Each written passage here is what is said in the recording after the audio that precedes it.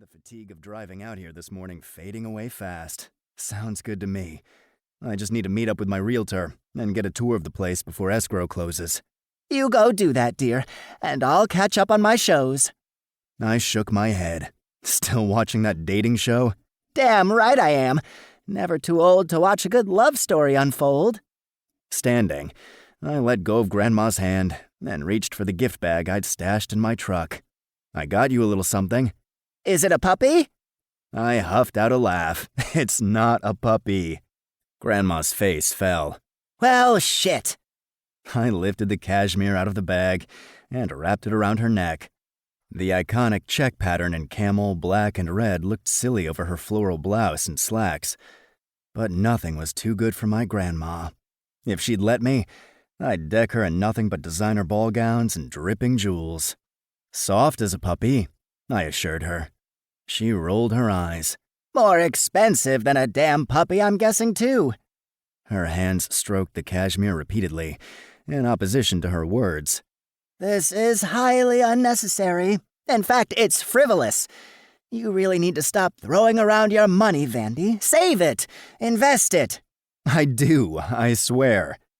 I did the sign of the Boy Scouts, though I'd never been one. But I like to spoil you, G-Mill. You're my girl. I'm 80. Hardly a girl.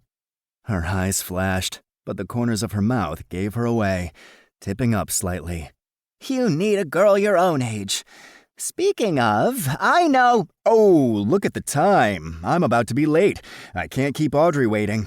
It would be incredibly rude to show up in town and be late to my first meeting with a citizen of Blue Ball, I announced, tapping the watch on my wrist that cost as much as most people's cars. Grandma Millie frequently went on tangents about my dating life. Maybe the dating shows she watched gave her ideas about what could happen if I found the right woman. I'd tried a dozen times to disabuse her of the idea of happily ever after, but she stubbornly refused to listen to reason. Being 32, most of my acquaintances had already gotten married and started having kids. Not one of the women I dated over the years seemed like someone I wanted to spend forever with.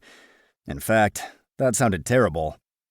Just like ice cream flavors, I needed variety. One couldn't just eat vanilla every night for the rest of their life.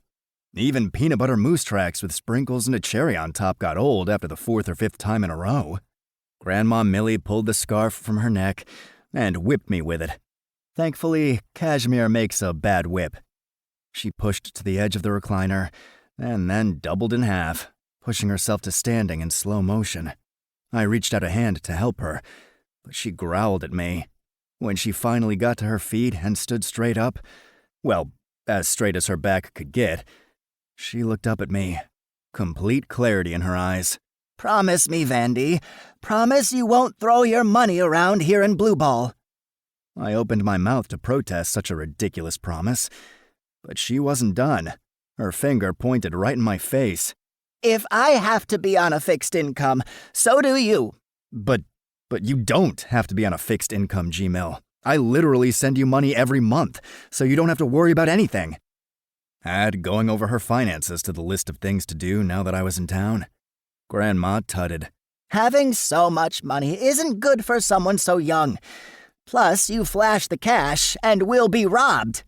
She dramatically grabbed the pearls around her neck, and I tilted my head, realizing I was being hustled by someone who barely cracked 5 feet tall.